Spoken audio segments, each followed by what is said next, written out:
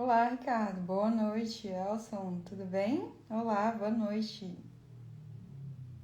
Oi, oi, sejam muito bem-vindos.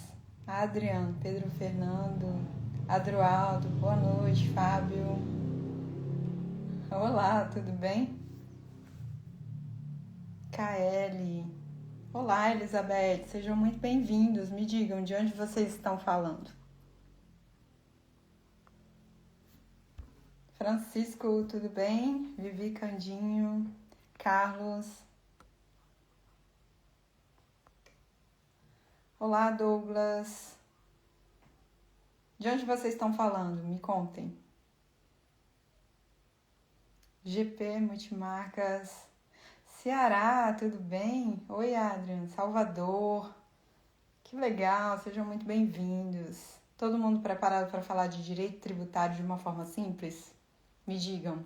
Aracaju. Ai, gente, vocês têm dúvidas em relação ao direito tributário? Olá, Pinheiro, André Luiza, tudo bem? Piauí, Wendel, Marcela Emílio, São Paulo. Matheus, tudo bem? Vai lá, Matheus. Doutor Matheus já entrou, já vamos começar daqui a pouquinho. Aliás, Finlândia, nossa, que legal. Quem tá ansioso aí pra live? Fala eu. Era, tudo bem no Paraná? Oi, Edson, boa noite. Patos Paraíba, Carlos Antônio, seja muito bem-vindo. Olá, Boa doutor noite. Matheus. Boa noite. Tudo certo?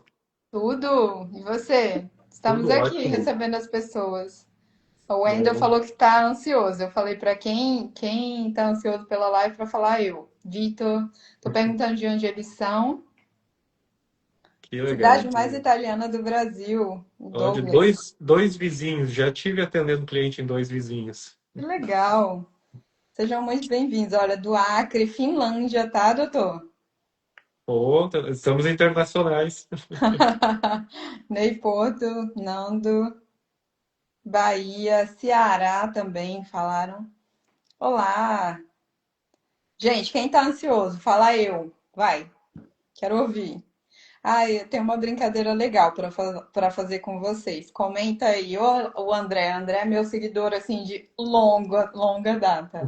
Não vou nem falar o tempo para ninguém desconfiar da minha idade, tá, André? Maranhão, Brasília. Ó, já temos perguntinhas chegando. Eu quero que vocês respondam aqui na live agora. CPF ou CNPJ? Escrevam. Vamos saber quem está ganhando aqui, CPF ou CNPJ? A Brava resolve, obrigada. Cara, gente, nossa, Ribeirão Preto, ó, nossa terra. Oi, Ana Paula. O Douglas, ó, deu boa noite até Até. pro André. Olá, isso, ó, CPF, já começaram aqui. Sejam muito bem-vindos. Tá bem dividido, viu, doutor? Todas as perguntas que eu fiz lá na caixinha ficaram bem divididas, assim, 50%. Não dá nem até para dividir qual que ganhou. Por isso que vamos falar Legal. do que nós pudermos. Vamos entender se não tem gente aí no CPF que deveria estar no CNPJ. Vamos pensar um pouquinho. Ó, New Jersey, doutor. Ó, Foca. CNPJ. O Paulo falando. De quem, Paulo? Quem é que você nunca ouviu falar? Me conta. Ângela, tem seguidores de longas datas aqui. Finlândia, Ney, Wilton, Camila, sejam muito bem-vindos. Vamos começar às 19 em ponto. Espero que vocês gostem aí da live, da conversa. Na verdade, é uma conversa. E aí, é fácil ou é difícil traduzir direito tributário para o brasileiro? é difícil, né? É uma missão diária a gente conseguir colocar numa linguagem adequada para que as pessoas consigam entender, porque é um manicômio que, sendo especialista no tributário, a gente já tem dificuldade, então imagina no dia a dia. Eu imagino, eu imagino. Oi, Rômulo, Rafael, Fernando, sejam muito bem-vindos. Entrei sem saber o que é. O Paulo, ele tá aqui. Paulo, vamos falar de direito tributário, tem aí, vamos falar sobre MEI, tem vários assuntos, assim, tá? Então, se você tem, se você paga imposto, essa live é para você. Se tá Pronto. vivo, se tá vivo, paga Se imposto. você respira. Olá, Fernando, boa noite. Brechó, Mania, tudo bem? Joana. Bom, geralmente, assim, o que que as pessoas fazem? Elas vão colocando, olha, de brusco, meu marido, vão colocando as perguntinhas. Tem uma aqui, eu não sei se meu marido quer o divórcio, ele recebe da empresa e o INSS, tem como pedir a pensão? Ah, não, mulher, isso aí é direito de família. Aí você vai lá no meu direct, conversa comigo, eu vou te ajudar, tá bom? Vou te responder. É, com essa Olá, aí eu tenho Cláudia. dificuldade. Esse não é comigo. Não, não, se você souber. Começamos, 19 horas. Estamos aqui, vamos lá. Muita gente, assim, eu fiz as perguntas na caixinha e quero agradecer a todas as pessoas que responderam, porque essa live nasceu exatamente das respostas que vocês enviaram, né? Então, nos nossos stories, muito obrigada.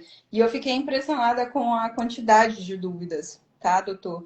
Recebemos perguntas sobre como pagar menos impostos, tarifas tributárias, MEI, CLT, empresa, PIX, patrimônio. Como faço para pagar menos imposto? É isso, Paulo. Você entrou agora no espírito da coisa, tá vendo? Chegou de Se gaiato e encontrou. já entendeu. E aí eu percebi uma coisa, que muitas pessoas tomam decisões importantes sem entender o impacto tributário disso, né? E por isso que doutor Matheus está aqui. Muito obrigada pela sua disponibilidade, por separar esse tempo aí que eu sei que você não tem para estar aqui. E seja muito bem-vindo. Faça a sua apresentação. Eu que agradeço o convite. Obrigado, Virginia. Bom, pessoal, eu sou o Matheus, produzo algum conteúdo aqui no Instagram também, focado no tributário, focado também em planejamento patrimonial, como é que a gente vai buscar caminhos para reduzir carga tributária e ter segurança jurídica, seja em sucessão, seja no trato da sua empresa. Então, meu universo ele está muito mais dentro de empresa do que da pessoa física, mas a gente consegue trabalhar. Se a gente ficar cego para a pessoa física, a gente acaba pagando imposto na ponta errada. Eu sou advogado, sou contador, sou pós-graduado em Direito Tributário, MBA em Gestão Econômica e Financeira de Tributos, sou convidado de algumas palestras aí, de algumas aulas, atualmente professor convidado do INSPER também, então tenho alguma bagagem aí nos últimos 10 anos dentro da área tributária e espero poder contribuir com vocês, conseguir dar algumas ideias para a gente economizar, que é melhor dinheiro no nosso bolso do que do governo. Com certeza. Doutor, muito obrigada. E assim, eu já quero começar com a pergunta que foi a pergunta disparada, a mais enviada, que é exatamente o Paulo que chegou aqui de gaiato no navio e perguntou: como pagar menos imposto? As pessoas querem saber. Eu sei que é algo muito, né? É difícil condensar isso numa resposta, mas vamos lá. Você é brilhante o suficiente para conseguir. Vai. Vamos lá. Pessoal, a gente tem que diferenciar duas palavras, dois termos aí do direito tributário para vocês lembrarem sempre, que é evasão fiscal e elisão fiscal. São duas coisas completamente diferentes. Quando a gente vê na TV aquele tipo de comentário do fulano que foi preso, da operação contra alguém, todo esse tipo de notícia é focado em evasão.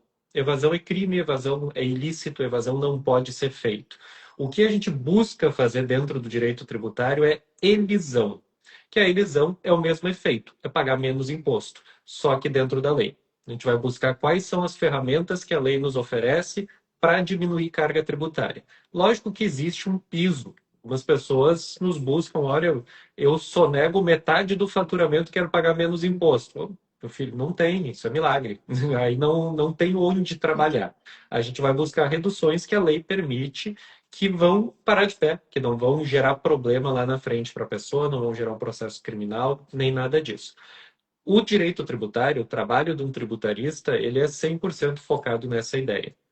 Então, quando eu pergunto como pagar menos impostos, eu preciso entender a vida de cada pessoa e eu preciso entender o que a pessoa faz, para quem a pessoa faz e o que a pessoa tem, ou como faz aquilo que faz.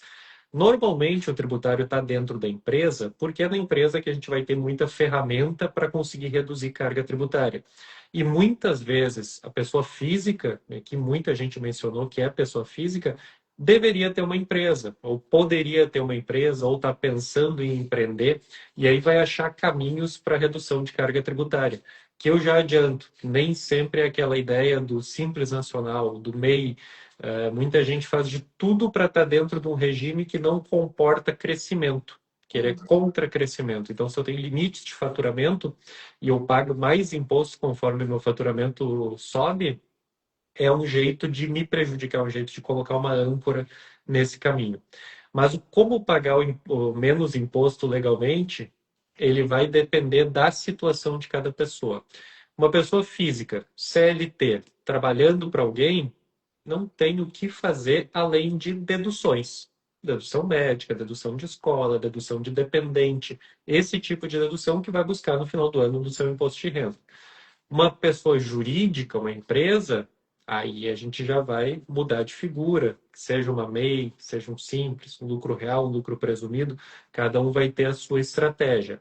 Mas o próprio MEI, ele é um caminho para redução de carga tributária. Eu posso atuar como MEI em vez de atuar como pessoa física, guardado o limite, guardada a proporção, guardada todo o direito trabalhista. Não é a minha área, mas é onde realmente existe um impacto grande nessas estratégias que se usam de MEI.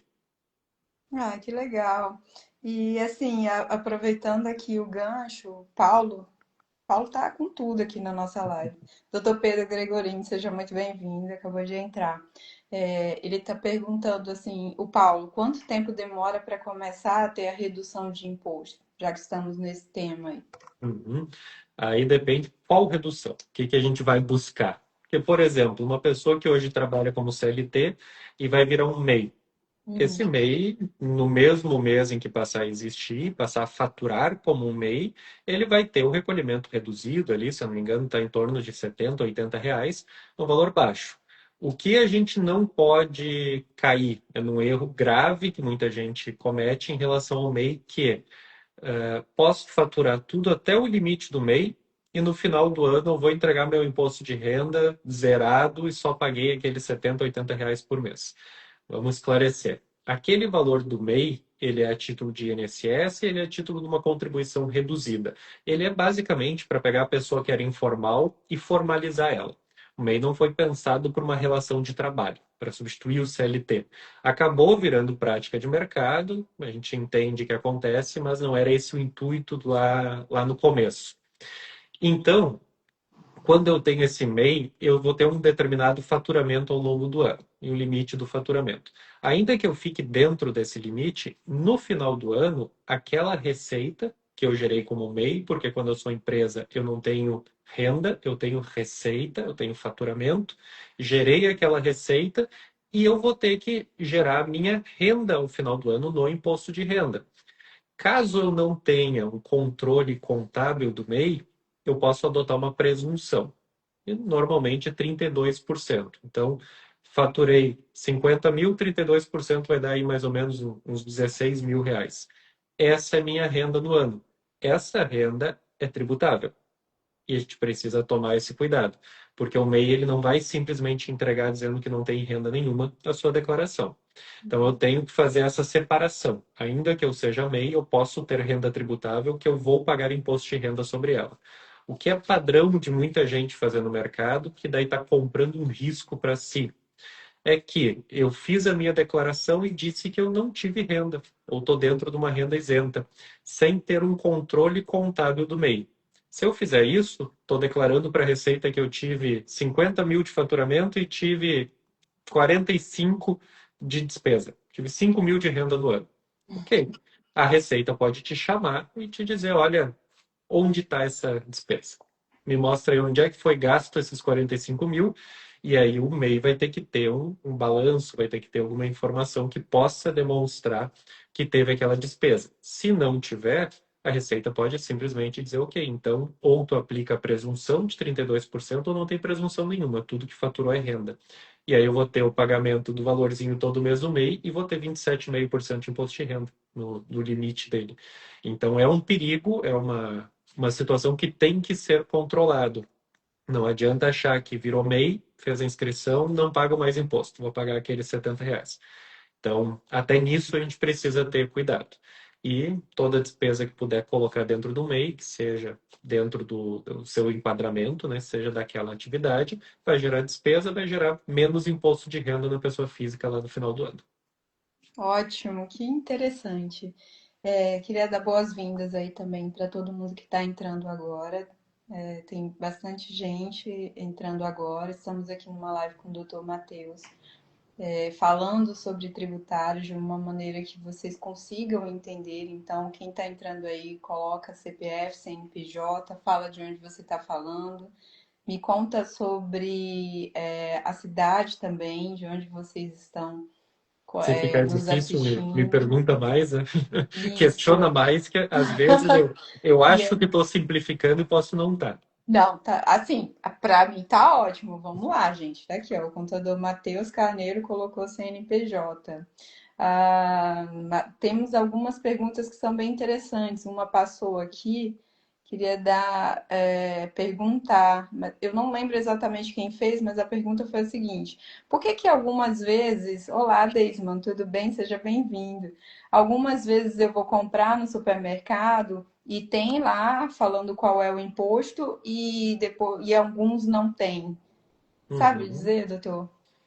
Teoricamente é obrigatório, tá? A lei nos impõe que tenha que ter essa transparência. E aquilo é uma aproximação, tá? O que que acontece? A gente tem a obrigatoriedade de trazer no cupom fiscal, trazendo a nota fiscal, quais são os tributos. Quando é uma nota fiscal, eu tenho detalhamento. A nota fiscal vai dizer lá o meu ICMS, vai dizer o PIS e COFINS por dentro da nota, porque ela não vai estar declarado naquele DANF, né? Isso é uma diferença que a gente vê. As pessoas dizem, eu recebi a nota fiscal. Não, você recebeu o DANF. O DANF, que é o demonstrativo da nota fiscal. A nota fiscal é um arquivo XML que tem outros 200 campos que não estão lá expostos na nota. Aquilo é uma simplificação. Essa simplificação vai me dizer quais são os impostos que tem na operação conforme aquela empresa que está me vendendo. Quando eu tenho um cupom fiscal, eu preciso ainda trazer essa informação. Cupomzinho do mercado, alguma coisa assim, vai ter aquele valor, X% em impostos. Esse cupom, ele vai simplesmente pegar uma simplificação que vai vir de algum instituto de pesquisa que diz que a média de impostos naquela situação é X valor. E aí ele traz aquele valor. Porque a tributação de fato da empresa, ela é muito diferente do que é o imposto que está declarado numa nota fiscal ou que está declarado no cupom. Quando a gente vai no mercado, mercados normalmente estão no lucro real. Então eu tenho 9,25% de PIS e COFINS. Só que o Uhum. mercado toma um crédito de PIS e COFINS. Não quer dizer que no final do mês ele pagou 9,25% sobre o faturamento, como seria um Simples Nacional, como seria outro regime. Ele toma todo aquele crédito, pode ser que no final do mês ele não pagou nada. Efetivamente ficou zero. Mas é porque a compra, crédito da compra, compensou aquela venda que ele teve. Talvez ele operou no prejuízo. Então, é a título informativo que consta lá e não é exatamente aquele valor que é a carga tributária de fato. Agora, a gente vai ter uma mudança em relação ao IVA, em relação à reforma tributária que está vindo, a gente vai ter a obrigatoriedade de se informar o valor. E aí, por que fica muito mais fácil de informar no IVA? O IVA ele vai ser calculado por fora. Hoje a gente tem uma loucura tributária que é o cálculo por dentro. Quando eu Uhum. vou calcular PIS, COFINS e ICMS, ele está dentro da própria base de cálculo. Então, eu tenho obrigatoriedade de pagar o imposto sobre imposto. Agora, com o novo imposto da reforma, ele vai ser por fora do valor. Então, eu vou ter o meu produto mais o imposto. Fica evidente, eu consigo demonstrar qual que é a carga tributária daquela operação. Então, a gente vai ter mais transparência em relação às vendas que acontecem, quanto tem de imposto nela. Muito bom, obrigada. Vamos lá, para quem fez a pergunta, nossa, ajudou muito a esclarecer em relação à transparência, né? O Douglas falou: boa noite, acompanho o trabalho do Matheus nas redes sociais, o cara é sensacional. Ó, Obrigado. o Paulo Obrigado, disse que vai obrigado. sair, nos ajudou tanto. Tchau, Paulo, obrigada pela Um contribuição, vai abraço, lá. Paulo. Doutor, assim, eu tenho uma pergunta extra antes da gente ir para o bloco 2. Ok. Geralmente as pessoas elas procuram um advogado tributarista antes ou depois do problema aparecer? Me conta, me fala. Depois, né? A maior Será parte procura brasileiro, depois. né? É, como que é a atuação do tributarista? Ele vai estar ou no contencioso ou no consultivo. Ou seja, ou ele resolve o problema ou ele é consultado antes que o problema aconteça. Eu gosto muito mais de atuar na parte consultiva, que não é o processo judicial, não é aquela coisa que a gente vê aí como padrão da atuação do advogado. E eu diria que a maior parte do mercado do tributário hoje está no consultivo, tá? Em entender as situações e planejar as situações. Então, como é que é a atuação desse consultivo? Eu pego a contabilidade de uma empresa, os últimos 5 anos que foram declarados, todas as notas fiscais que foram vendidas, compradas, aluguel, tudo que a empresa fez e declarou para a Receita. Dentro disso, eu vou analisar tudo que foi feito, vou analisar se bate com a norma, se realmente é aquilo que deveria ter sido feito. E vou começar a procurar situações em que a empresa deixou de tomar um crédito fiscal, que a empresa pagou mais imposto do que deveria, que a empresa não usou um benefício fiscal, algo do tipo. E a gente vai começar a identificar várias situações que aconteceram ao longo dos 5 anos para a empresa. No final dessa análise toda, que a gente leva normalmente 2 meses para fazer, eu gerei um relatório de impostos que foram pagos a mais. E aí eu apresento para a empresa, olha, isso aqui foi pago a mais, isto aqui nós podemos recuperar para vocês. E aí a empresa vai fazer caixa com isso. A gente vai fazer uma compensação de imposto, ou a gente vai fazer uma restituição desses valores, que essa é a atuação consultiva. É isso ou planejamento tributário, que aí ao invés de pensar os 5 anos para trás, eu vou pensar para frente. Aí eu vou dizer para a empresa, olha, tu pode se deslocar para tal outro local que vai pagar menos imposto. Pode abrir uma filial de tal jeito, pode mudar essa atividade, pode buscar um benefício fiscal desse jeito, pode escoar um crédito ou mudar um regime tributário. Isso um planejamento tributário vai dizer, e aí a gente vai focar em economizar imposto para frente. Como é que a gente vai deixar de pagar? Posso não restituir, mas vou deixar de pagar para frente. E a outra ponta, o contencioso, é o que resolve o problema depois que ele aconteceu. Então, fiz um planejamento tributário ruim. Ao invés de economizar, levei uma multa da Receita. Ou nem fiz, Aí, né? pode ser também. Aí vou procurar o advogado do contencioso. Ele vai me defender num processo de execução, ele vai me defender num processo administrativo contra a Receita, ele vai buscar alguma alternativa nesse sentido, que hoje é cada vez menor, porque a gente teve uma leva muito grande de teses. Muita gente que acompanha o meio conhece, por exemplo, a tese do século. Foi tese do século porque foi a maior restituição do século. Então, ela foi em 2017. Desde lá, teve um ou dois processos grandes julgados nos tribunais a favor dos contribuintes. Majoritariamente está tudo contrário. Então, perdeu muita força essa coisa de pedir uma restituição. Por outro lado, eu tenho a defesa de execução fiscal, que é buscar nulidade, buscar redução. Como é que eu vou pagar menos daquele valor que eu estou sendo cobrado? E conforme a tecnologia avança, a gente tem muito menos nulidades. Porque aquele procurador que podia ter inscrito uma dívida errado, podia estar cobrando errado, ele vai ter outros 5, 6 sistemas lá que estão dizendo para ele, olha, está errado. Não, não executa isso aqui. Ou esse valor Bom, está calculado errado, recalcula. E aí ele vai fazer a cobrança muito mais pontual. Então tem muito menos matéria de defesa hoje. Eu acredito que com a reforma tributária vai acelerar esse mercado, porque a gente vai ter novos impostos entrando e a gente tem aquela ideia de que vai ser uma paz, né? Vai ser transparência, vai ser barato, vai ser bom para todo mundo e não vai.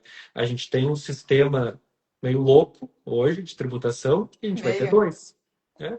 A gente vai ter dois andando em Vai ter paralelo. um louco vai ter. Paralelamente. Exato, os dois em paralelo até 2033. Então, se eu tenho toda a loucura que a gente reclama nos últimos anos, eu ainda vou ter ela e vou ter mais um. Não vai ser tão simples assim. E ao final, muito provavelmente, a gente vai estar pagando mais impostos do que paga hoje, porque reforma tributária sem reforma administrativa sempre vai ser aumento de imposto. É verdade. Aproveitando, tem uma pergunta que dá para fazer em relação a esse gancho também. Desma falou: parabéns, Virginia. Todo dia eu aprendo algo novo com você no Instagram. Seu conteúdo é muito interessante. Parabéns. Obrigada, Desma. Obrigada mesmo. Itamar, vamos continuar em relação à busca do advogado tributarista. Sempre precisei de um advogado tributarista e nunca achei. Na verdade, na área financeira é muito difícil achar advogados. Aqui na minha região, Ilhéus e Itabuna, Bahia, qual é a solução? Tranquilo, vamos lá, doutor. Estamos aí para isso, né? Não, não é difícil, hoje é tudo digital, hoje é muito fácil o contato. Eu estou no Rio Grande do Sul. Acredito que uns 85% da minha carteira de clientes não é daqui. É todo mundo à distância, todo mundo longe, então a gente consegue ter essa atuação em qualquer lugar do Brasil hoje. Existem algumas demandas ainda no direito que são mais presenciais. Não é o caso do tributário. O tributário não tem audiência. O tributário não tem uma necessidade de estar fazendo uma documentação física, por exemplo. A gente trabalha com documentos que ainda não estão prescritos. Então, os últimos 5 anos, desde 2014, toda entrega de documentação fiscal é eletrônica. Então, por exemplo, eu vou iniciar um trabalho, eu não peço para o cliente a documentação, eu peço para a Receita. Eu baixo direto do sistema da Receita porque está lá na base de dados da Receita. Uma e outra situação que a gente precisa complementar com o cliente. Então, é, fica o conselho, se não o meu escritório ou qualquer outro pode atender no Brasil inteiro a pessoa que vai tá em boas mãos aí se for um profissional competente. Exatamente, acompanhar as redes sociais, acompanhar o trabalho do advogado, consultar o advogado na ordem dos advogados. Então, você pode ir lá, escrever OAB Nacional, consulta aquele advogado, verifica no Google mesmo esse tipo de profissional e não custa nada conversar, né? Nós estamos super abertos, assim, as redes sociais, elas trouxeram essa possibilidade de nos conectar com pessoas do Brasil e do mundo inteiro. Brasileiros que estão no mundo inteiro também precisam entender e também pagam impostos, né?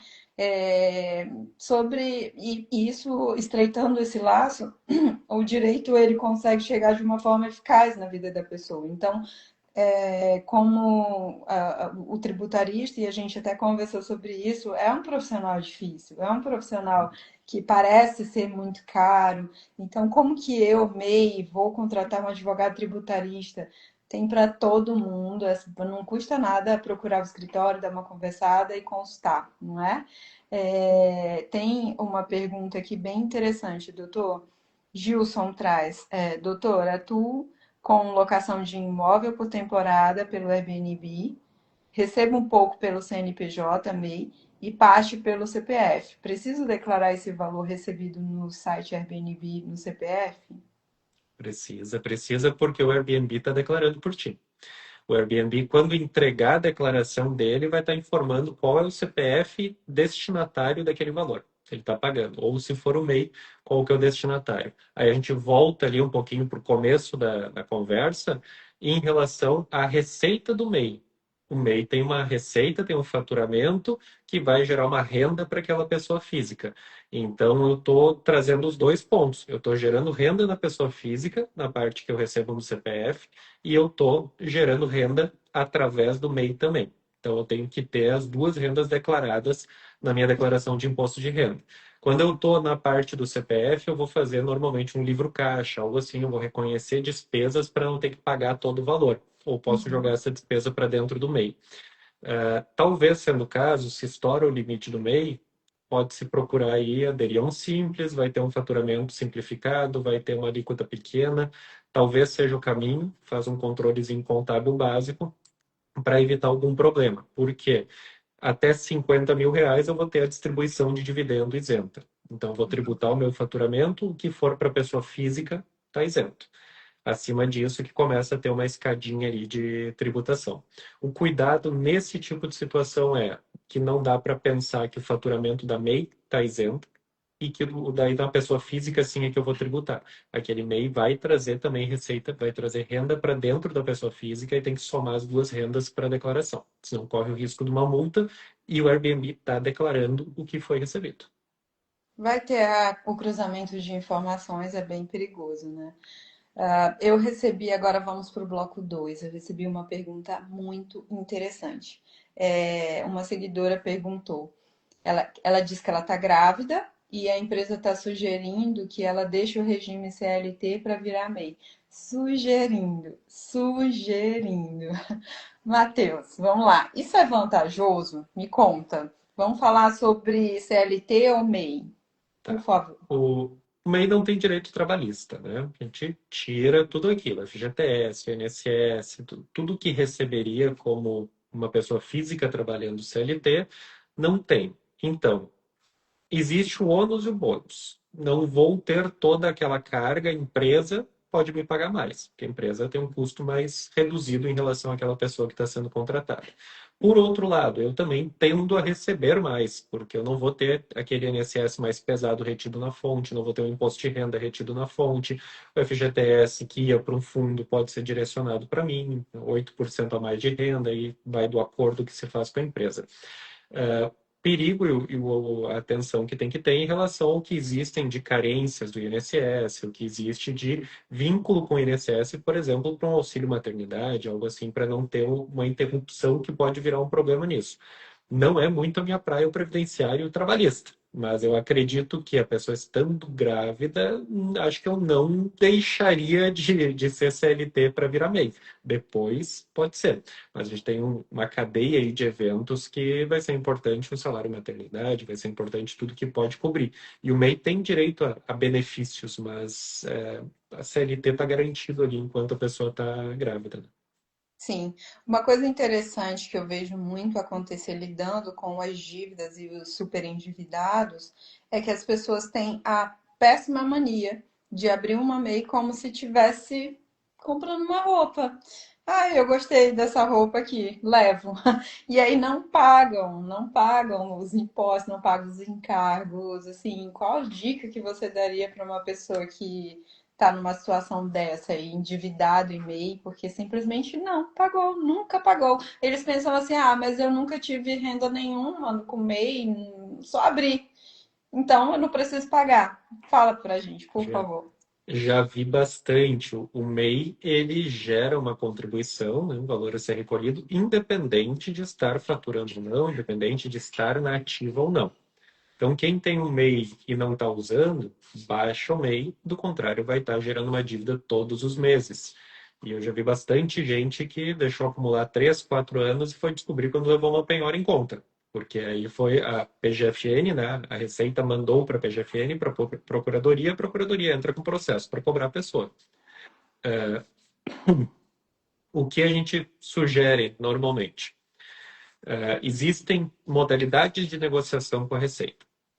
A gente tem um nível Receita Federal e tem um nível PGFN.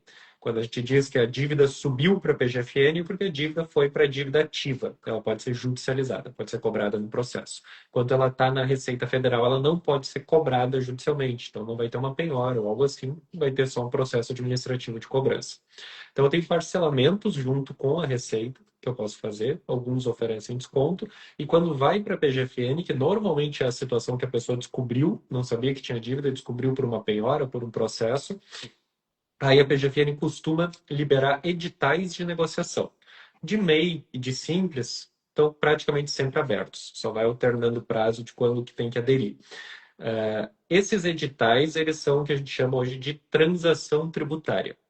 Quem então pensa naquela ideia mais antiga do refis, do PERT, de alguns parcelamentos assim que existiram, que eram parcelamentos especiais, isso não existe mais, nem vai existir, porque foi criado ali pós-pandemia o Instituto da Transação.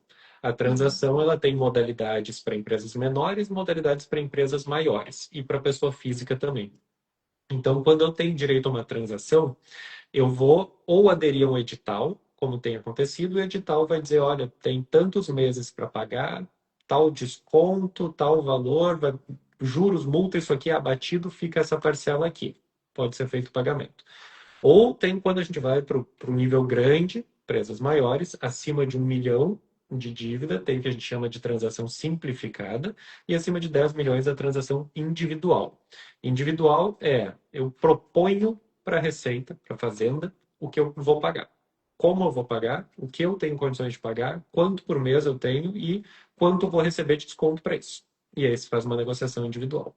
A simplificada, ela é semelhante à individual, mas ela tem algumas travas. Eu não posso dar um desconto do imposto, eu só posso dar desconto de juros e multa, eu não posso usar precatório, eu não posso usar créditos para pagamento, esse tipo de situação. A individual, e a gente diz por vezes que ser um grande devedor é bom, porque a individual, no final das contas, a empresa pode acabar pagando 10, 15% da dívida. Vai ter um desconto de quase 90% com prazo alongado. Não vai acontecer para a pessoa física. A pessoa física não vai conseguir uma condição tão boa assim. Hum. E aderir, assim, sai o edital, você indica aderir logo ou você indica consultar um profissional? Aí eu sou suspeito em relação a isso. Lógico que a gente sempre tem que buscar um profissional, mas de efeito prático, o profissional vai poder orientar o que é o melhor caminho, porque não vai poder escolher o edital, não vai poder ter uma atuação prática nesse sentido. Então, o ideal é uma consulta, conversa, entende, a pessoa vai te dar qual é a melhor alternativa, quanto fica, faz uma simulação dentro do sistema da Receita, o profissional vai te ajudar nisso e não vai conseguir te ajudar a conseguir um desconto maior do que o edital traz. O edital Uhum. traz parâmetros fixos, mas vai saber te orientar, aderir ou não aderir ao edital, qual edital aderir, como vai ficar a tua dívida, vai fazer uma orientação em relação à própria adesão, pode fazer adesão pela pessoa, então nesse sentido vale a pena. Prescrição. Prescrição, pode acontecer. Ah, o computador Matheus Carneiro está perguntando, doutor, poderia explicar essa questão em relação ao aumento de impostos ou carga tributária, com a reforma? Tenho estudado sobre o assunto, mas ainda não entendi esse ponto especificamente. Obrigada. Claro, vamos lá. A reforma a gente pode passar a noite inteira conversando, mas vamos simplificar o que nós teremos de reforma. Reforma tributária já começou. 2026 a gente já tem recolhimento informativo em nota fiscal. 1% dos tributos que são recolhidos hoje vão para IBS e CBS, que são os dois impostos. Nos prometeram um imposto único, a gente recebeu três, tá? IBS para estados e municípios, CBS federal. Eles são cobrados junto, então é o que a gente chama de IVA dual, Imposto sobre Valor Agregado, dual porque são dois impostos diferentes. E a gente tem o que ficou famoso já, o imposto do pecado, que é o imposto seletivo, que ele vai onerar na indústria um valor a mais para cada produto que está selecionado lá. Eu estive atendendo, por exemplo, ontem uma indústria de armas. Arma não tem imposto do pecado. Carro tem. Então, a gente adotou como imposto do pecado, mas não é bem isso. É o imposto do lobby. Quem fez mais lobby lá no Congresso ficou sem o imposto, quem fez menos acabou pagando o imposto.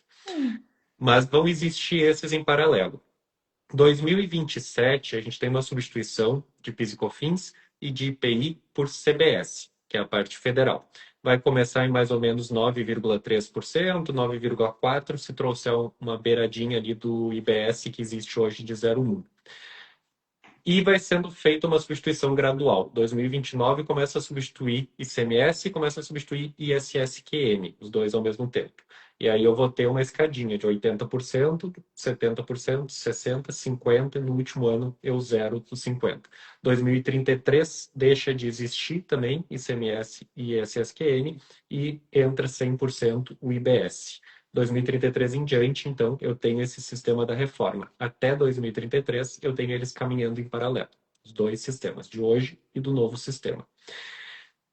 Super simplificação do assunto. Eu Vai, adorei. Eu e acho que tá. vai ficar mais caro, sim.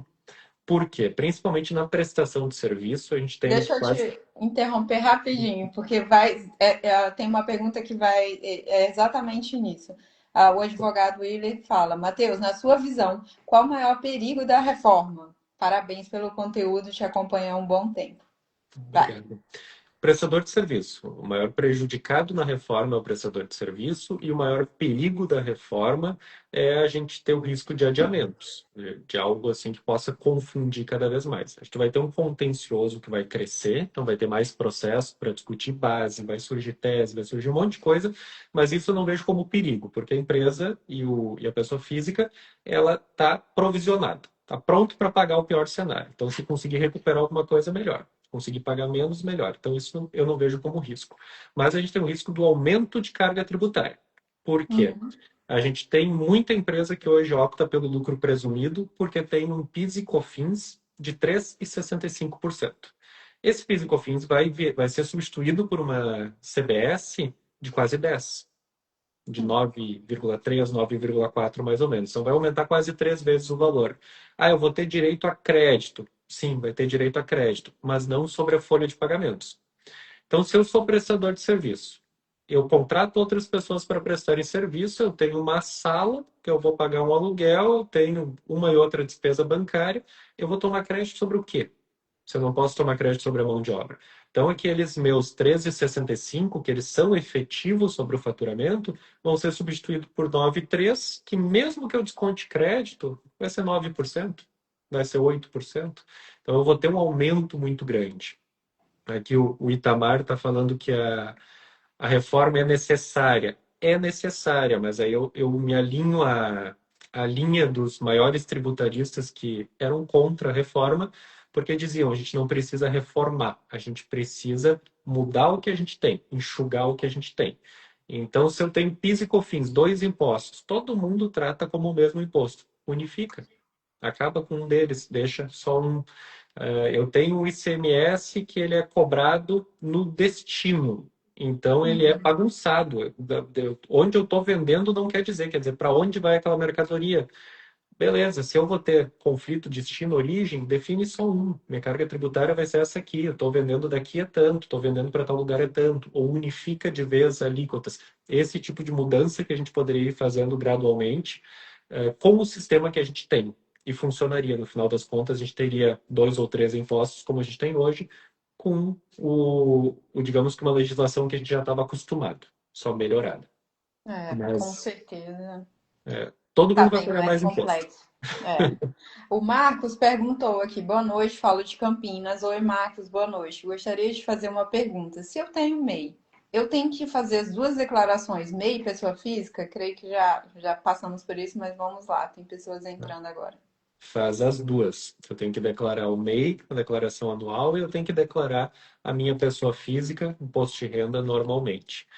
Como o MEI ele é uma empresa, ele me obriga a ter a declaração do imposto de renda. E aí a gente vai para aquela coisa que a gente conversou no começo da live. Eu tenho faturamento no MEI que vai gerar renda na pessoa física. Eu preciso declarar essa renda também, e por vezes essa renda vai ser tributada, pode chegar a 27,5% de tributação. Então a gente tem que tomar cuidado, porque vai somar outras rendas, vai somar tudo que a pessoa tem. Pesadinho. Não sou MEI, e realizo vendas por OLX, enjoei por aqui, vendas são eventuais, não geram valor alto mensal. O que fazer? Preciso declarar mesmo o valor sendo menor que R$ 1.000 por mês? O que eu indicaria é declarar porque não vai pagar imposto. Então não tem nada a perder. Declara, deixa a situação regular, ao invés de correr o risco da Receita questionar, porque a Receita vai ver uma movimentação bancária tua e pode vir a te questionar. Lógico, tenho uma faixa de isenção ali em mais ou menos 30 mil no ano, que eu não precisaria declarar. Não preciso, mas também não preciso não ter renda, né? Um dia pode precisar de uma renda declarada, pode precisar de uma formalização com um banco, algo assim. É interessante ter uma declaração de renda. Não vejo problemas em fazer a declaração, mas vejo que pode trazer algum risco em não fazer. Então, a E gente ficaria vendo. benefícios ao fazer, mesmo que seja, não tenha. E também tem a figura do nano empreendedor. Vai que se encaixa também aí, tem que dar uma verificada. Seria bom Exato, um estudo de caso até para pagar menos imposto. Agora exato. vamos para o bloco 3. Eu estou ansiosa, também tivemos muitas perguntas em relação a isso. Gerou muita polêmica. Eu tive uma visualização assim enorme quando publiquei vídeo sobre isso. Pix e Receita Federal. Parece, né, coisa de coluna de fofoca. Toda vez que eu falo sobre Pix e Receita Federal, vem centenas de perguntas, né? Vamos lá. Pix, doutor Matheus, gera imposto? Vamos lá. Quem acha que o Pix é tributado? Vamos deixar a pergunta aqui. Manifestem-se. O Pix é tributado ou não é tributado? A Toda Receita polêmica. Federal. A É, Receita toda Federal fica polêmica. lá de olho? Não estou fazendo um Pix aqui para o doutor Matheus. Toda polêmica que a gente teve, será que é válida, não é válida? O Pix vai pagar imposto ou não? Vamos entender, gente. Pix é uma forma de pagamento.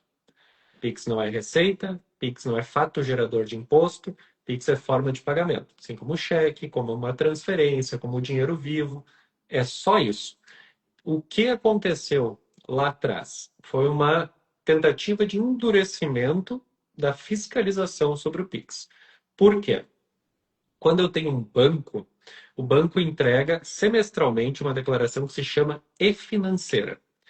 A e-financeira, ela entrega tudo que a gente faz no banco. Não adianta eu pensar que fiz um Pix abaixo de 2.000, o banco não vai ver, ou não vai entregar para a Receita. Fiz abaixo de 5.000, não vai para a Receita. Isso não existe, gente. Vai tudo para a Receita. Essa e-financeira vai dizer: a Virgínia transferiu X valor. A Virgínia recebeu X valor. O Matheus transferiu X valor. O Matheus recebeu X valor.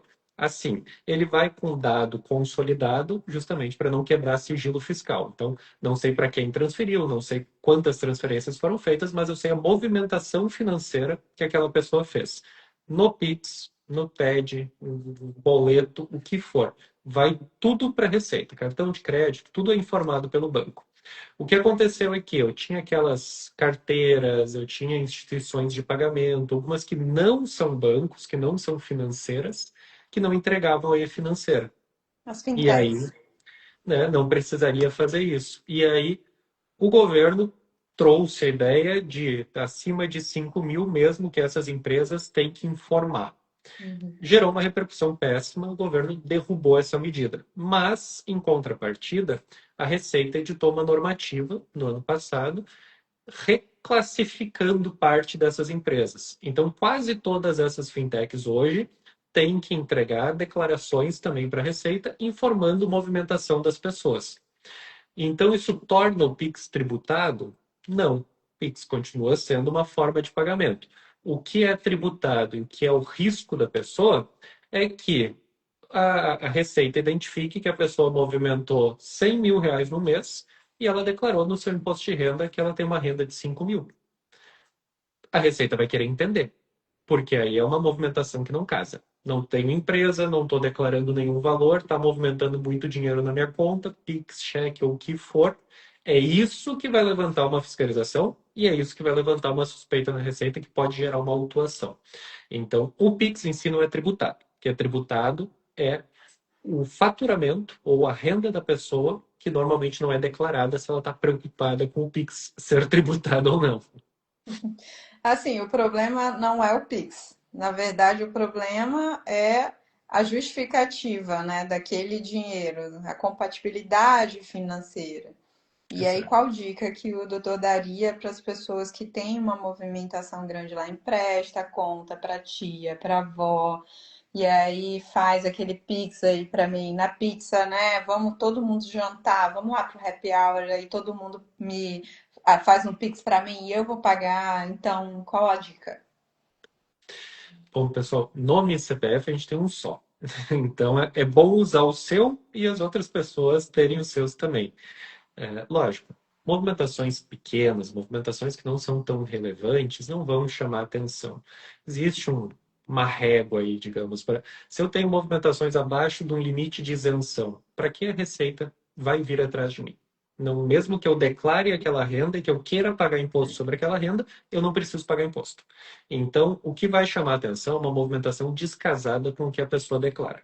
Tem uma renda declarada muito baixa, tem uma movimentação financeira muito alta. Isso vai chamar a atenção.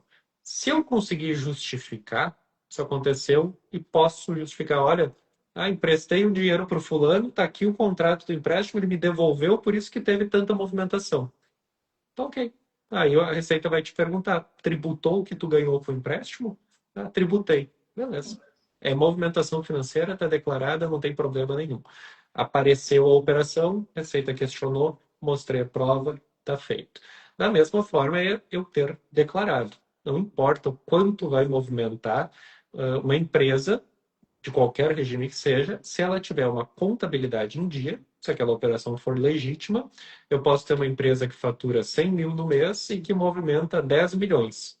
Só que aí eu vou ter uma contabilidade que me diga, olha, 100 mil é faturamento porque o faturamento é residual daquela movimentação, ou teve um repasse de despesa, teve um repasse de receita, a empresa mesmo faturou aquele valor. Beleza, está justificado. Então, o problema é descasamento de declaração com descasamento de movimentação financeira. E aí, a única dica que eu posso dar é que as pessoas declarem o que elas estão pagando, e muitas vezes o declarar 100% certo, com planejamento tributário, com elisão fiscal, vai pagar muito menos imposto do que tentar sonegar, do que não declarar nada. É isso aí, gente. Vamos lá. Guardem os comprovantes e evitem, né, o máximo possível. Como o doutor falou, tenham a sua conta e, inclusive, temos crimes aí também para o famoso laranja. Então, a depender do Pix que você recebe, você está correndo outro tipo de perigo que não é só o leão batendo na sua porta, não. Exato. Pra, tem outras possibilidades. Então, evite. A dica maior é evite. Se não puder evitar, guarde todas as provas de que aquilo não é um faturamento, de que realmente você está emprestando ou recebendo emprestado e por aí vai. Então, cuidado, né? Eu recebi muitas perguntas parecidas. Minha dívida caduca, não pago 10 a ano, fechei a empresa, tenho dívida tributária, parei as atividades. Matheus, me conta, o que que essas pessoas precisam entender em relação a isso? Dívida caducar, né? O caducar é a prescrição, né? Que a gente chama tecnicamente, prescrever. A dívida prescreve em 5 anos. Qual que é o problema? No tributário, a gente tem uma regra quase que de 5 mais 5. Por quê? Eu tenho 5 anos para aquela dívida virar uma dívida. Então, não Uhum. declarei hoje ou não entreguei uma declaração, 5 anos a Receita pode constituir aquela dívida. E durante mais 5 anos, a Receita pode entrar com um processo de cobrança dessa dívida. E aí o processo de cobrança suspende esse prazo. Então, se a Receita em um ano entrou com processo contra mim, aquela dívida vai ser cobrada.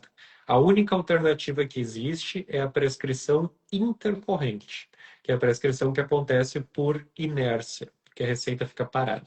Então, a Receita entrou com um processo contra mim e está me cobrando uma dívida.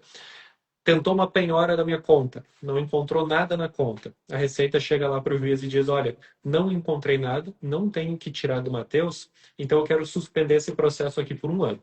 Daqui um ano eu reabro o processo e aí eu vou tentar tomar alguma coisa dele de novo. O juiz dá ok, só que o juiz diz: olha, é um ano arquivado, mas eu não vou te avisar. Daqui um ano me chama, daqui um ano movimenta aqui o processo, vai cobrar dele. Passe esse um ano, a Receita não retoma o processo. Aí começa a contar novamente 5 anos. Se esse processo ficar parado 5 anos, eu tenho prescrição intercorrente. Aí eu, Matheus, vou lá no processo e digo ao seu juiz, só passou 10 anos aqui, não conseguiram me cobrar, eu quero que reconheça a prescrição. E aí a dívida morre. Aí acabou a dívida, mesmo tendo processo. A alternativa a isso é os 5 anos terem passado sem que a Receita tenha feito a cobrança daquela pessoa.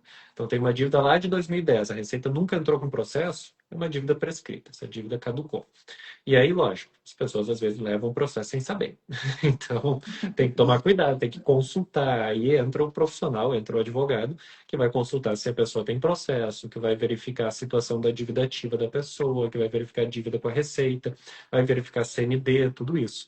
Então, tem muita gente que tem dívida que já prescreveu e não sabe.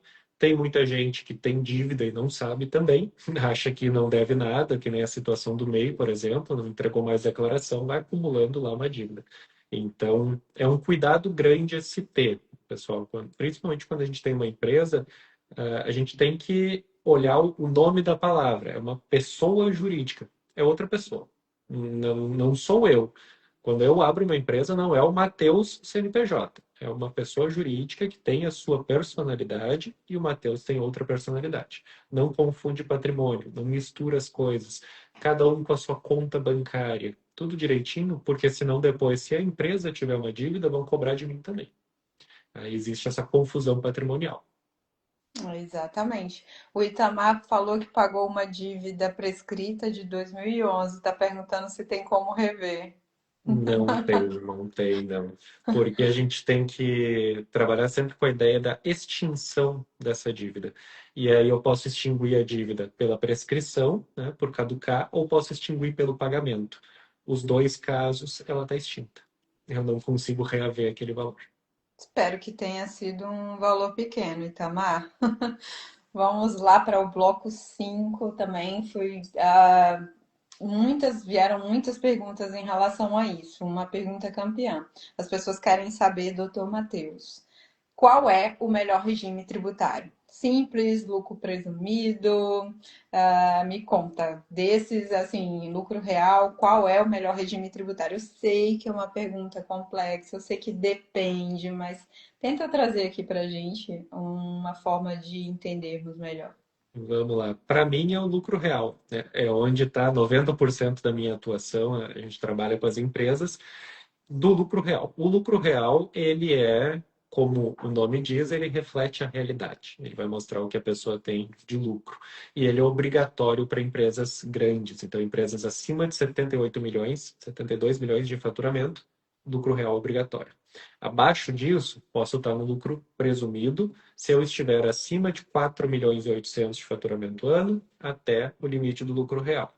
E abaixo dos 4 milhões e 800 eu tenho a opção do Simples Nacional, que é uma tributação simplificada. Nem sempre é mais barata. A gente tem a ideia de que é mais barato, quando é bem o comecinho do Simples é mais barato mesmo. Depois pode Uhum. ser que ele não seja tão barato. A escolha do regime tributário da empresa vai se dar muito pela atividade e pela margem de lucro que a empresa tem. Por quê? Quando eu vou para um Simples Nacional, eu tributo faturamento. E aí eu tenho 5 anexos ali, 6 anexos, que eu vou escolher qual deles eu estou enquadrado conforme a minha atividade, e eu vou ter uma tabela que vai subindo a carga tributária para a atividade. Não conheço nenhuma empresa do Simples que fature mais de 300 mil por mês, 3 milhões e 600 por ano, que vale a pena estar no Simples. Porque aí eu perco a vantagem do ICMS ou do ISSQN, que eu vou calcular como se eu tivesse no lucro real ou no lucro presumido. E ainda fico com um simples ali de 20 e poucos por cento para pagar. Vou ter uma carga tributária de 30%, 35% sobre o faturamento. Uma loucura. Então, não tem porquê. Isso eu já esclareço. Vai do porte da empresa, sai do simples se passou desse valor. Saindo do simples, eu vou para o lucro real ou lucro presumido. O lucro real é feito para quem tem menos margem e para quem tem mais consumo de matéria-prima, de industrialização, desse tipo de insumo que é utilizado. O lucro presumido ele é focado em quem tem mais margem de lucro e quem principalmente demanda bastante mão de obra. Então, o lucro presumido ele é, por excelência, o regime do prestador de serviço. Por quê? O prestador de serviço ele vai ter uma margem de lucro de 50%. O lucro presumido, ele vai calcular imposto de renda e CCLL, que são os impostos sobre o lucro, me dizendo que eu vou presumir que o meu lucro é 32%. Então, se eu tenho 50%, eu presumi que é 32%, eu paguei menos imposto do que deveria. A minha margem é mais alta que isso. Lucro presumido é muito legal. Da mesma forma, o PIS e COFINS sobre faturamento, 13,65% que eu falei ali atrás quando a gente falou sobre a reforma tributária. Então, no lucro presumido, o prestador de serviço vai pagar 14,5%, 15% sobre o faturamento de carga tributária. Alguns vão ter um ISSQN maior, outros vão ter um ISSQN menor, aí vai da cidade, vai da atividade que é desempenhada. Normalmente é o prestador de serviço. Outra alternativa do lucro presumido, a indústria com muita margem. Pode ir também para o lucro presumido, pode ser interessante, porque a gente entra naquela questão do crédito do PIS e COFINS sobre folha de pagamento. Não posso creditar, assim como não posso creditar um novo imposto, PIS e COFINS também não credito folha. Então, se a empresa demanda muita mão de obra e tem uma margem alta como indústria, também. Comércio é muito difícil valer a pena o lucro presumido, porque aí o comércio vai ter uma carga tributária muito alta e o comércio ele tende a ter uma margem pequena. Margem pequena, a gente vai para o lucro real. Por quê? No lucro real, se eu tiver 2% de lucro, eu vou tributar o imposto de renda SSLL sobre 2%. PIS e COFINS, eu vou descontar tudo que eu comprei. Vou descontar todos os meus insumos, todos os meus gastos para produzir alguma coisa ou para comprar e revender, eu vou descontar. Vai baixar muito o PIS e COFINS. ICMS, mesma lógica. Vai reduzir muito porque eu tenho muita compra, eu tenho muita entrada que vai transformar aquela alíquota efetiva em menor. Então a gente tem que conseguir diferenciar o que é a alíquota, né, que é o imposto nominal, valor dele, percentual dele, do efetivo, que é o quanto eu vou pagar no final do mês. Empresas no lucro real que estão no prejuízo, muitas vezes não pagam imposto. Vai pagar INSS, vai pagar algo sobre a folha de pagamento. De resto, zero. Porque eu comprei mais do que vendi, eu tive prejuízo, não vou pagar imposto de renda, não vou pagar PIS e COFINS por causa das compras, não vou pagar ICMS por causa das compras. Zerei. Aí, como é que eu vou dizer para o cara que fatura 200 mil no mês e está no Simples, que era melhor ele estar no lucro real? E o contador dele diz, não, tu está no Simples, vai pagar aqui sobre o imposto, é só tantos por cento. Como se tivesse um lucro real não pagava nada? Então, para que estar no Simples? Se eu vou tributar faturamento. Se eu ganho, estou tributando faturamento e ganho muito, beleza, tributar o faturamento. Agora, se eu ganho pouco, para que eu vou tributar o faturamento? Pega um supermercado, pega um posto de combustível, empresas assim, é muito faturamento e pouco lucro. Eu preciso de um regime que vai me ajudar nesse sentido. Então, essa diferenciação desses três regimes é isso. Vou tributar faturamento de um lado, vou tributar lucro do outro lado. E aí eu vou entender qual é o meu tipo de negócio. Essa é a importância do planejamento tributário, não é? Exato. Tem muita gente no Simples acreditando que automaticamente é a melhor opção. Você acha que isso é verdade? Não, não, de jeito nenhum. E muitas vezes vai ser a pior opção. Já atendi empresas, que nem eu mencionei, que a gente fez um planejamento tributário de sair do simples e ir para o lucro real.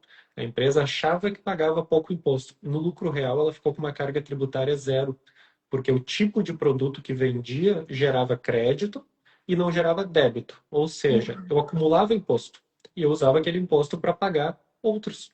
Então, se eu gerava um imposto de renda, se eu gerava um INSS, eu pegava o crédito dos outros impostos que eu tinha e pagava ele. Não desembolsava nada. Né? Essa empresa, eu levei 2 anos para convencer para ir para o lucro real. Foi para o Olha lucro só, real, agradece até hoje. Diz que foi a melhor coisa que fez. deveria E- pagar no percentual economizado aí, hein? Exato. Então, tem muito dessa situação e a gente vai se deparar com essa situação piorando agora com reforma tributária. Na reforma tributária, a gente vai ter uma situação que vai diferenciar o simples, que vai ser o simples híbrido e o simples normal, como a gente tem hoje, e o híbrido. O híbrido é o simples que ele vai recolher o imposto da reforma por fora. Então, eu vou tirar ele de dentro daquele percentual que eu pago do simples e vou recolher ele como se eu tivesse no lucro real, no lucro presumido. Para que eu faria isso? Para transferir crédito. Uhum. Por quê? Se o meu cliente é uma indústria, ele quer crédito. Ele está no lucro real. Ele vai estar no lucro presumido. Ele quer poder ter despesa que ele vai tomar crédito daqueles valores. Se a empresa do simples normal vende para ele, o percentual do IVA, do imposto que está lá dentro, é pequenininho. Vai tomar um crédito de 2%, 3%, algo assim. Se ele está calculado por fora, a gente está projetando 28%. Então eu vou chegar numa disparidade de concorrência. Eu tenho o simples normal, tenho o simples híbrido. O normal chega lá e diz: olha, o meu produto é 100 e eu te dou 2 de crédito. O simples híbrido chega e diz: o meu produto é 110 e eu te dou 28 de crédito. Quem Tá, será que eu vou tá preferir? definido. Eu vou comprar do mais caro, porque o mais caro no final do dia é mais barato. Então, a gente vai entrar nessa situação que vai encarecer muito o simples. O simples que vende para outras empresas, principalmente empresas grandes, muito provavelmente ele vai ter que sair do simples, porque esse simples híbrido é muito caro. Então, vai ser mais vantagem estar no presumido ou no lucro real do que no próprio simples. E detalhe, vão ter de 1 a 30 de setembro para decidir isso, hein? Então, por favor. Exato. Nós estamos em 10 de junho e a gente não sabe qual vai ser o valor do imposto da reforma. Mas em setembro tem que definir se vai pagar ele por dentro ou por fora do Simples. Eu acho que tem empresário que está em Nárnia, assim, eles estão esperando, não, vai ter uma prorrogação, vai ter alguma coisa, gente, cuidado, não esperem isso. O Uhum. Carlos, ele fez uma ótima pergunta aqui. Quem tem duas empresas pelo Simples, seria interessante unificar e optar pelo lucro real? Depende, depende. Limite de faturamento, tá? Independente de ser uma, duas, três, posso ter 10 empresas no Simples. Eu não posso estourar o limite de faturamento de 4.800.000. Aí, supondo que o Carlos não tem um laranja ali no meio da história, que as duas Como, empresas estão no Carlos? nome do Carlos. Confio em ti, Carlos. Tendo essa situação, tem que entender. Talvez uma seja de serviço, uma seja indústria. Talvez seja uma comércio, uma serviço, algo assim, porque aí no Simples eu tenho tributações diferentes. Se eu levar as duas para o lucro real, unifica a tributação. Pode não ser o caminho. Se eu levar as duas para o lucro presumido, eu vou ter uma diferença de atividade para tributar esse faturamento. Pode ser um caminho interessante. Agora, se a margem é baixa, isso já é o Carlos me questionando o lucro real, provavelmente tem margem baixa, ele deve ter uma indústria, ele deve ter um comércio. Olha, exato. Uma é serviço, outra é indústria. Carlos, provavelmente a tua indústria se beneficiaria do lucro real. A empresa de serviço, talvez o lucro presumido. Então, dependendo da tua situação, dá para ter os dois regimes, cada uma num regime, porque uma tem mais margem, outra tem menos margem. Então, joga com o regime que favorece margem de um lado, com o regime que favorece menor margem do outro. Trabalha com as duas ideias. É só esse custo burocrático, a função que é ter duas empresas se justificar. Mas as duas no simples talvez não esteja se justificando, só se está reduzindo a alíquota para ter faturamento segregado. Cuidado com o limite aí dos 4.800. Muito legal, vamos lá. Gu Copete. Boa noite, doutores. Tem um tambo de leite, 1 milhão mês. Eu não sei Ai, gente, não sei. Lucro presumido. Seria interessante fazer MEI para os colaboradores ou nós podemos perder dinheiro com a reforma? Folha mais ou menos 70 mil. Boa pergunta. Vai perder dinheiro com a reforma, sim, porque o MEI também não vai transferir o crédito. Não vai te adiantar ter o MEI como é hoje. Muita empresa hoje cria um MEI porque vai tomar um crédito de PIS e COFINS de 9,25% sobre o MEI. Com a reforma não vai mais acontecer. A gente não vai ter esse creditamento cheio sobre o MEI, perde toda essa vantagem. Aí vai do cálculo do INSS, o INSS deixa de ter, FGTS, todas essas outras despesas que estão atreladas. Mas pensando no imposto da reforma, exclusivamente, se a gente tirar parte de folha de pagamento, né, os impostos sobre a folha, não vai ser interessante. E aí, ao mesmo tempo, tu vai trazer para o teu colaborador, talvez, olha, então vai para um simples híbrido. Aí ele tem um custo de contabilidade maior, aí ele vai ter uma tributação muito maior naquele simples híbrido. Pode ser que não compense. Isso é o tipo de coisa que tem que colocar na ponta do lápis para saber. Então, vai lá na rede social do Dr. Matheus, lá no Chega lá. direct. Continua essa pergunta lá. Agora nós vamos para perguntas que chegaram também. Estamos caminhando aí para o nosso final já. Nossa, passa tão rápido, não é? Tem que Nossa. fazer muita live para baixo. Não dá para responder tudo. Doutor Matheus, funcionário público, pode ter empresa? Tem alguns que sim, alguns que não. Depende do próprio cargo em si. Alguns cargos impedem a gestão de empresa, mas nenhum cargo impede ter a empresa. Então, eu posso ser titular de um CNPJ, por exemplo, muito funcionário público vai ter uma holding para administrar bens, para administrar o que ele vai comprar. E muitos cargos vão impedir que ele seja administrador daquela holding. Ou Uhum. outros vão impedir que contrate com o serviço público, que faça venda para o serviço público. Vai ter um pouquinho aí de uma segregação de cargos, conforme cada um vai ter a sua disciplina, né? Conforme o executivo, o legislativo, onde que a pessoa está empregada. Mas ser sócio de uma empresa não vai ter impedimento, que vai ter a Uhum. de administração. Ótimo.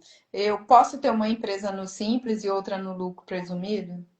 Pode só cuidar com o limite do faturamento. Os 4.800 continua válido, independente do regime da empresa, que ele está dentro da lei do Simples. Então, só não posso estourar o limite de faturamento, posso ter quantas empresas eu quiser no Simples. Estourei o limite, aí eu tenho que sair. Cuidado que eu posso estourar o limite no ano até 20%. Continua até o final do ano no regime, no ano que vem eu troco de regime. Passei de 20%, retroage ao começo do ano. Eu vou ter que declarar tudo de novo, como se eu estivesse fora do Simples desde janeiro. Então, em dezembro, estourou o limite de faturamento mais 20%, recalcula o ano inteiro e vai pagar o ano inteiro como se fosse fora do Simples. Hum. O que acontece com investimentos da bolsa quando a pessoa falece?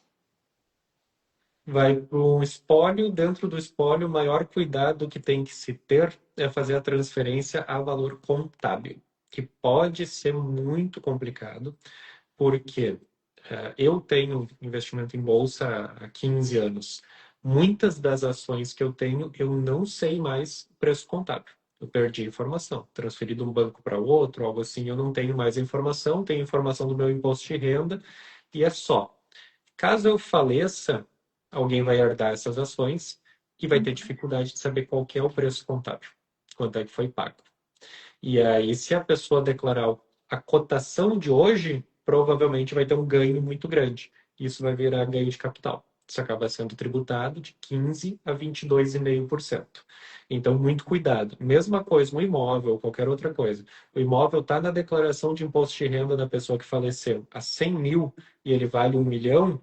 Quando fizer a sucessão da pessoa, quando fizer o inventário, ele tem que ir a 100 mil. Quem herdar está herdando a 100 mil. Se colocar ele a 1 milhão da sucessão, vai gerar 900 mil de ganho de capital e vai tributar 15% desse valor. Muito legal. Vamos lá. DIFAL de mercadoria com ST continua sendo devido? DIFAL de mercadoria com ST, o DIFAL ele tem alguns julgamentos que vai diferenciar se é compra, venda, imobilizado, revenda, qual vai ser a utilidade daquela mercadoria. Então tem que analisar caso a caso, estado a estado, se o estado recriou norma para o DIFAL ou não. Esse aí tem que me chamar lá no direct para a gente poder conversar especificamente. Qualquer resposta que eu dê vai ser superficial. Ele foi educado, gente. A resposta para essa pergunta é depende. Então, chama lá. Chama direito, depende. Agora vai a parte que eu mais gosto na live, que são mitos e verdades. Vamos lá, está preparado? Vamos lá, tem que estar. Verdade ou mito? Pix gera imposto? Mito. Quem fecha empresa elimina a dívida? Mito, muitas vezes leva para o próprio CPF. Imagina, é igual a pagar aplicativo do banco porque eu não quero pagar o. Exatamente isso. Se eu apagar, eu já recebi essa pergunta, tá? Se eu apagar o aplicativo do banco, eu vou. Eu já recebi. Vamos lá. MEI sem movimento não precisa pagar DAS? Mito, tem que pagar. Funcionário público nunca pode ser empresa. Mito, pode ter empresa, não pode administrar. Toda, Alguns, outros podem. toda empresa deveria estar no Simples? Mito, mito completo. Né? Respondemos isso, inclusive. O doutor Matheus brilhantemente respondeu. Depois de 5 anos, toda dívida tributária desaparece? Mito. Deveria desaparecer, mas vai do andamento de processo aí. Pode ser que esteja em cobrança, está suspenso e vai ao infinito. Enquanto continuar a cobrança ativa da Receita, continua devendo. Agora sim, vamos finalizar, gente. Estamos caminhando para o nosso final. Muita gente ouviu falar sobre a reforma tributária, nós publicamos conteúdos, participamos de eventos sobre a reforma tributária, que foi muito legal. Estamos vivendo já essa situação e muito do que foi falado está acontecendo agora, muito do que foi criticado também, né? Mas assim, muita gente ouve falar, mas não entende realmente o que que aconteceu, né? Por favor, me diga, Matheus, quem deveria estar preocupado hoje com a reforma tributária? Todo mundo. No final do dia, todo mundo vai pagar mais, tá, gente? Por quê? Muita gente olha aquela coisa, o empresário vai pagar mais. O empresário vai repassar no preço, vai aumentar o preço das coisas no mercado, lá no final. Quem paga imposto é o consumidor final. Seja eu, seja você, qualquer pessoa, quem vai pagar o imposto é quando consumir lá o produto no final, porque tudo vai sendo repassado. Então, toda a sociedade tem que estar preocupada. O, Quem vai estar mais preocupado, porque vai ter que fazer esse repasse de preço, é principalmente o prestador de serviço, em certa medida, o comerciante também, alguns vão pagar muito mais, outros vão pagar muito menos. E quem pode ser que leve alguma vantagem é o pessoal da indústria. Só que a indústria, algumas vão ficar mais caras e várias outras vão ficar mais baratas. Vai do produto. Hoje, muita indústria, por vezes, tem um crédito presumido, ou está lá no Nordeste, está no Norte, tem algum lugar que tem um benefício fiscal, esse benefício vai acabar. Então, a reforma também vai ser logística. A gente vai ter que pensar onde que a empresa está instalada, se o ganho logístico justifica, porque muita empresa foi para longe do seu consumidor para pagar menos imposto. Agora vai ter que Uhum. voltar. Exatamente, que legal. Ah, temos uma pergunta aqui. É melhor estourar o MEI ou movimentar mais o CPF? É quase equivalente, né? Os dois vão gerar tributação da pessoa física. O MEI, eu não gosto da ideia de estourar ele, porque eu já tive algumas experiências de transformar MEI em simples, e não acontece. É uma coisa que a junta comercial não está acostumada, é uma coisa burocrática. É mais prático baixar o MEI e criar uma nova empresa no Simples Nacional. Ganha muito mais tempo e funciona melhor do que estourar o limite do MEI e depois subir para um simples. Então, não te indicaria estourar. Se sabe que vai estourar o limite do MEI, cria uma empresa no Simples Nacional e toca a atividade por ela. Imagina, gente, é complicado. Vamos lá, estamos caminhando para o final já, doutor Matheus. Se você pudesse deixar um único conselho, assim, para quem está assistindo essa live hoje, me conta, qual que seria? O imposto dói para todo mundo, mas quem se planeja dói menos. E aí é vantagem competitiva. Lindo, é isso aí. Tem mais o que falar. Todo mundo, né? Quando eu perguntei quem deveria estar se preocupado, todo mundo. Exatamente isso. Eu queria, assim, agradecer a tua disponibilidade para estar aqui hoje. Da minha parte, eu adorei. Me digam vocês que estão assistindo aí o que que vocês acharam. Se essa live ajudou vocês de alguma forma, comenta aí, quero parte 2. Daí a gente pressiona o Dr. Matheus para fazer uma nova live aí. Quem sabe não fazemos um programa semanal? E assim, é, vamos, durante esse tempo, tenho certeza que muitas pessoas foram alcançadas com as suas respostas, com as suas explicações. E obrigada, obrigada mesmo. Eu Pode que falar. agradeço. Muito obrigado pelo convite. Espero que todo mundo tenha entendido. Espero que tenham gostado também. Sei que o assunto é complexo. Tento trazer da forma mais simples possível. Tem aí meu Instagram, ficou convite para todo mundo acompanhar também e aprender da doutora Virgínia. Não preciso nem falar que é a celebridade do meio jurídico, né? Então todo mundo já acompanha. Mas fico contente com o convite de poder estar compartilhando um pouquinho. Obrigado mesmo. Ah, obrigada. Essa live vai ficar fixada, tá? Então as pessoas vão poder assistir depois.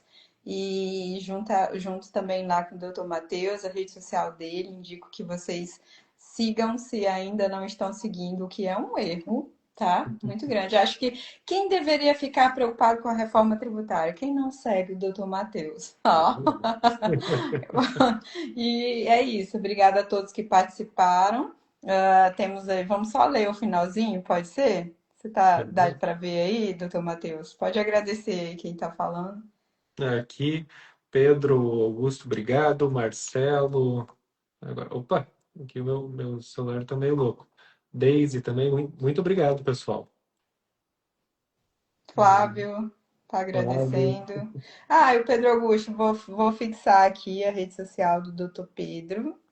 Não, do doutor Pedro não, do doutor Matheus. Doutor Pedro, isso, tá aqui, gente, fixado. Sigam lá, doutor Matheus. Acho que você deveria usar esse bordão que eu acabei de criar para você, doutor Matheus. Quem deveria estar preocupado com a reforma tributária? Quem não me segue. Começa um vídeo Exatamente. assim. Gostei, gostei. Vai funcionar. O advogado Willer, parabéns pelo excelente trabalho. Gente, obrigada, obrigada. Uma noite dessa aí, creio que tem pessoas que ainda estão trabalhando e ou então chegaram do trabalho, mas estão aqui conosco até o final. Obrigada. E comenta a parte 2 lá na live que vai ficar fixada, se vocês quiserem. Vamos conversar muito mais, porque tem muito mais aí para ser conversado. Se tiver Eu, bastante comentário, a gente volta. Tá, eu te peço assim para já conversarmos, já pudermos assim preparar algo para quem está no Simples, né? Para Uhum. essas pessoas poderem ter um entendimento. E é interessante porque são pessoas que têm um nível técnico bem alto e ainda não entendem o que está acontecendo, onde eles estão pisando, é como se eles estivessem num campo minado e eles estão lá de boa, né, dançando valsa em cima de um campo minado. É essa a imagem que eu tenho de quem está no Simples. Setembro está bem aí e tem muita coisa a ser feita e não é caro, gente, contratar um advogado tributarista para fazer um planejamento tributário. É totalmente proporcional ao que você fatura. Então tá tudo bem. E você pode ter um ganho muito maior aí, se você fizer um planejamento tributário. Eu super indico, é muito importante. E estamos aí, certo? Aí. Obrigado, pessoal. Muito obrigado por toda a atenção, por todo o carinho. Obrigada, obrigada. Tchau, tchau. Boa Tchau, noite. Tchau, doutor. tchau. Muito obrigada.